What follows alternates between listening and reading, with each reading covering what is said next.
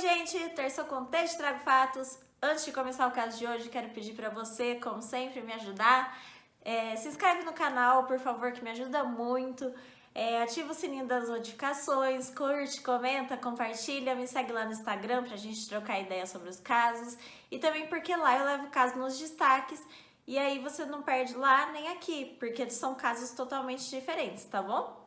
Então, dado o recado, bora começar o caso de hoje.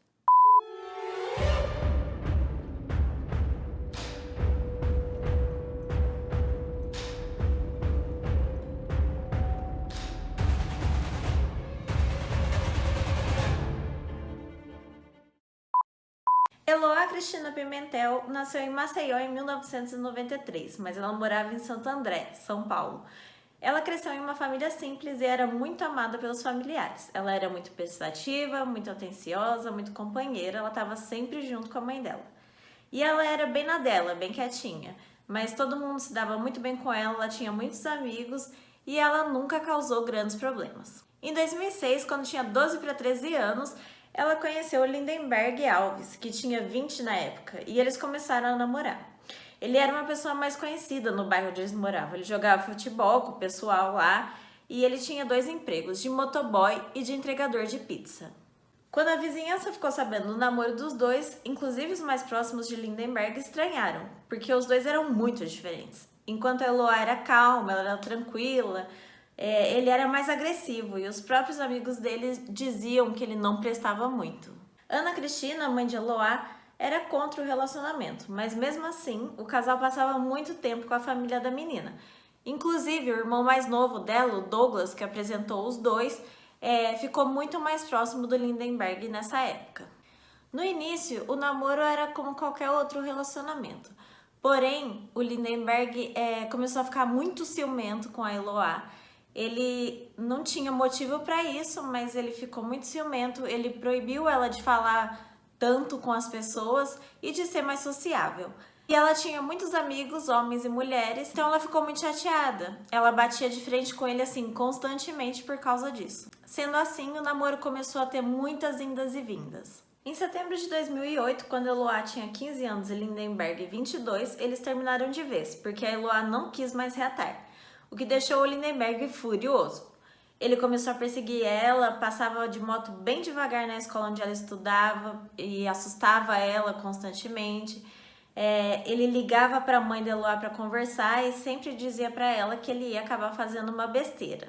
Um dia ele agrediu Eloá fisicamente no ponto de ônibus da escola dela e ameaçou e exigiu que voltasse com ele. Mas mesmo assim ela seguiu firme, ela falou que não ia voltar e chegou em casa e contou para os pais dela o que tinha acontecido. Mas eles resolveram que não iam prestar queixa, não iam fazer nada sobre, porque o pai da Eloá tinha uma ficha criminal um pouco comprida, então ele teve medo que isso piorasse as coisas.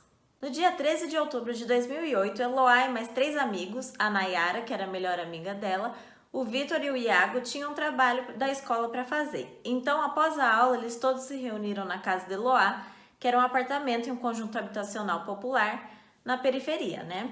Eloá e Nayara foram fazer comida para que todos almoçassem e Vitor e Iago ficaram no computador começando o trabalho. Por volta da 1h, o Lindenberg apareceu na casa. Antes de ir para a casa de Eloá, ele quis certificar de que ela estaria sozinha. Ele não sabia sobre o trabalho em grupo. E ele despistou o Douglas, o irmão dela, sabendo que os pais estariam trabalhando e que a porta ficava sempre aberta. Ele estava furioso, gritou que os amigos estavam no lugar errado e na hora errada e que ele ia matar Eloá. O pai de um dos amigos de Eloá, que estava lá fazendo trabalho, o pai do Vitor, achou muito estranho porque ele não estava voltando para casa, já era noite, e que ele costumava dar notícias constantemente, nesse dia ele não deu. Então ele foi até a casa da Eloá, bateu lá para se certificar de que estava tudo bem e quem atendeu a porta era o Lindenberg, armado, e mandou que ele fosse embora. Então ele chamou a polícia. O primeiro policial a chegar já foi recebido a tiros por Lindenberg, porém nenhum acertou nele e nem em ninguém, mas fez ele entender que ele precisava ter mais cautela e precisava de reforço para negociações, para que ninguém saísse ferido. Quem lidou com as negociações no primeiro momento foi o sargento Valeriano, que tratou junto com a equipe o caso como cárcere privado, porém achou que Lindenberg cederia logo e liberaria a todos.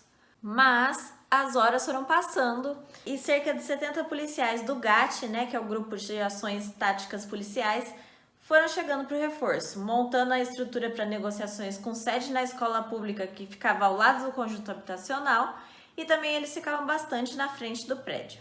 Vitor e Iago foram os primeiros libertados. Nayara disse que eles estavam passando muito mal e tremendo e chorando, e apanharam de Lindenberg porque ele estava com ciúmes. O sequestrador disse que Nayara também podia sair, mas ela não quis deixar a amiga sozinha e permaneceu no apartamento. Então, no apartamento ficou Lindenberg, Nayara, a quem eles chamavam de Barbie, porque ela era branquinha, loira, de olhos claros, e Eloá. Os meninos libertados falaram que Lindenberg estava tentando muito reatar o relacionamento e a Eloá não estava cedendo, ela estava firme e batendo de frente com ele, tentando entender o que estava acontecendo ali e falando que não ia voltar. Nayara disse que ele amarrou as mãos e pernas das duas com camisetas e que ele batia muito em Eloá, que ficava toda roxa. Ameaçava as duas constantemente e que Eloá cedia quando ele ameaçava a amiga. Assim, ela dava beijos nele quando ele pedia. O humor dele oscilava muito, sendo que uma hora ele se apresentava super calmo e em outra ficava super agressivo e batia no Eloá.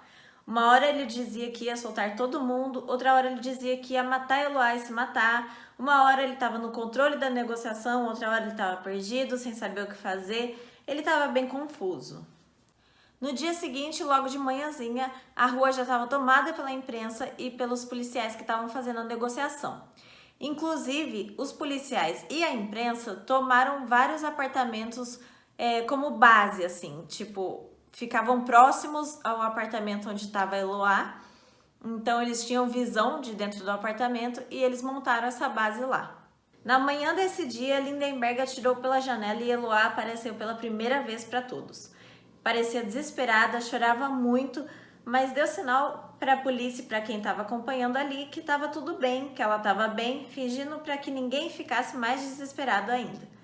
Nesse dia ainda, as irmãs de Lindenberg foram até lá tentar ajudar nas negociações e a família de Eloá também. O pai dela chegou a subir para falar com ele, eles ficaram cerca de 20 minutos conversando, mas mesmo assim ele não cedeu e falou que se eles não reatassem o namoro, ele ia matar Eloá.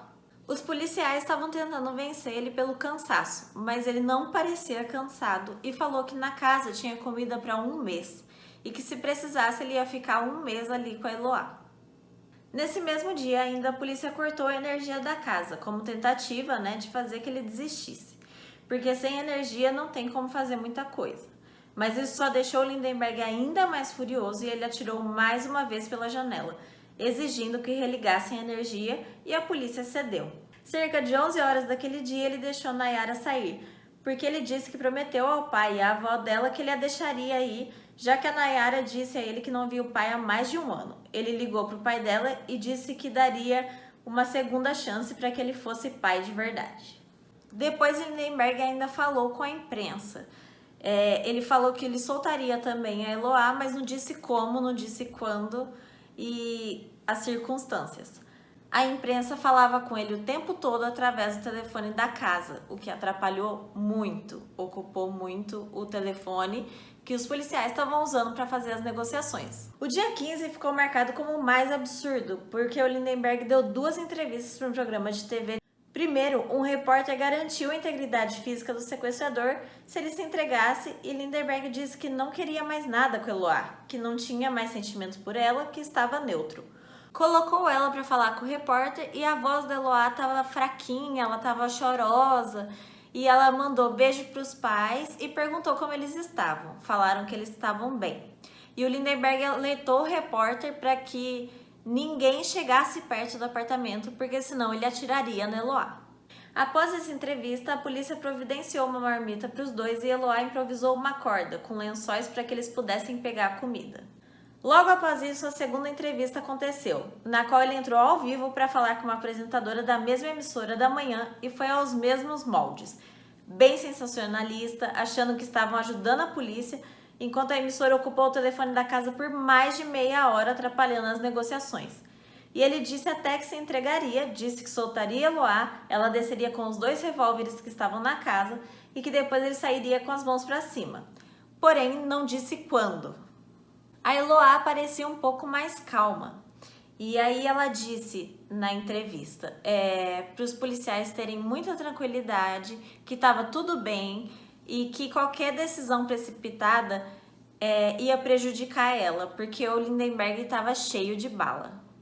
No dia 16 de outubro, a polícia tomou uma decisão que foi extremamente criticada por todos. O Lindenberg disse aos policiais que ele queria que Nayara e Douglas fossem até o apartamento. Bem cedo, Nayara falou com Lindenberg e disse que o Douglas ficaria um lance de escadas abaixo do apartamento e que ela ficaria no corredor, perto do apartamento. Eles combinaram que dariam as mãos e sairia ele, a Eloá e a Nayara, juntos. Mas não foi bem assim que aconteceu. Às 9 da manhã, Nayara chegou no corredor e Lindenberg disse que não conseguia ver ela, que era para vir mais para perto, mais e mais, até que ela chegou bem perto da porta e viu que ele estava com uma arma na cabeça de Eloá. Ele então pediu para que ela desse a mão para ela e entrasse no apartamento de volta. E ela, assustada, obedeceu. Nesse dia, Eloá saiu na janela e falou com a mãe pela primeira vez desde o começo do cárcere. Ela pediu calma para a mãe, disse que ia dar tudo certo, mas ao mesmo tempo ela parecia muito abalada. Naquela noite, ela teve uma crise nervosa, ela chorou, ela gritou, ela ficou muito abalada e dizia para Nayara, a amiga, que ela sabia que ela ia morrer, que ela não ia sair de lá viva e que ela só queria que o Lindenberg acabasse logo com isso e matasse ela de uma vez. Enquanto Nayara fingia dormir, os dois discutiam e ele dizia que ia matar a Barbie, porque ela não tinha vida, não tinha sentimentos e apontou ela como a culpada pela separação dos dois. Chegou o dia 17, no meio da tarde, e os policiais estavam, crentes que ia dar tudo certo, que ia ser um final, positivo. O Lindenberg já tinha, inclusive, assinado um contrato com um promotor de justiça que prometeu para ele a integridade física dele, que ele teria todos os direitos garantidos e que as únicas acusações que ele teria seriam porte ilegal de arma e cárcere privado, que daria uma pena de no máximo 3 anos. Tudo parecia caminhar para uma resolução, mas ele dizia para as meninas que elas sairiam de lá e que ele se mataria lá dentro. Depois começou a voltar atrás sobre libertar as duas e disse para o promotor: doutor, eu tô com um anjinho e um diabinho aqui do lado, mas o diabinho tá falando muito mais alto e o que eu vou fazer aqui vai deixar muita gente triste aí fora. Mas depois de 100 horas do sequestro, tudo acabou da pior maneira possível. O Gat e a polícia afirmaram ter escutado um tiro dentro do apartamento, o que fez com que eles explodissem a porta com uma bomba de luz e som. Uma bomba que faz um barulho muito alto e uma luz muito forte para atordoar o criminoso, e mais alguns tiros foram ouvidos. Nayara disse que quando ouviu todo o barulho, cobriu o rosto e sentiu um gosto estranho na boca. E aí ela olhou para Eloá e viu ela desacordada, deitada no sofá. A polícia demorou um pouco mais que o esperado para entrar porque a porta estava bloqueada por uma mesa. Então começaram a lutar com o Lindenberg e imobilizaram ele no chão. Enquanto isso, outros policiais tiravam as meninas da casa. A Nayara conseguiu correr para fora do apartamento mesmo machucada, já Eloá saiu inconsciente. As duas tinham sido baleadas e foram para o centro hospitalar de Santo André. Nayara foi baleada na boca, mas estava estável, fora de risco. Passou por uma cirurgia e se recuperou. Eloá foi baleada na virilha e na cabeça. Estava em coma, sem reflexos neurológicos e sem parte da massa encefálica, por causa do tiro. Às 11h30 do dia 18, ela foi declarada morta por morte cerebral. O julgamento de Lindenberg aconteceu em fevereiro de 2012. Durou 4 dias e ele foi condenado por 12 crimes: homicídio doloso, 2 tentativas de homicídio, 5 cárceres privados, 4 disparos de arma de fogo. A sentença foi de 98 anos e 10 meses de prisão e 1.300 dias multa. Mas como sabemos, ninguém fica preso todo esse tempo no Brasil, então ele cumpria 39 anos de prisão em Tremembé, quando, após pedido da defesa em setembro de 2020, em 2021, esse ano, foi concedido a ele o regime semiaberto. No regime semiaberto, o detento tem direito de trabalhar e frequentar cursos profissionalizantes, de 2º grau ou superior durante o dia, regressando à noite para a unidade prisional. E também tem direito a 5 saídas temporárias no ano, entre elas Dia dos Pais, Dia das Crianças e Natal. O relatório de avaliação psicológica considerou que Lindenberg tem agressividade e impulsividade dentro dos padrões normais e que ele se arrepende profundamente e lamenta a perda irreversível à família da vítima. Ele está hoje com 34 anos. Então, gente, esse foi o caso de hoje. Espero que vocês tenham gostado. Vai lá no Instagram pra gente trocar ideia sobre o caso, sobre como a imprensa afetou tanto, né, e impediu uma negociação mais eficaz. Então, eu quero que vocês vão lá pra gente trocar ideia sobre o caso, pra vocês verem os casos, os destaques. Lembra de curtir, comentar, compartilhar aqui, se inscrever no canal. E é isso. A gente se vê terça que vem.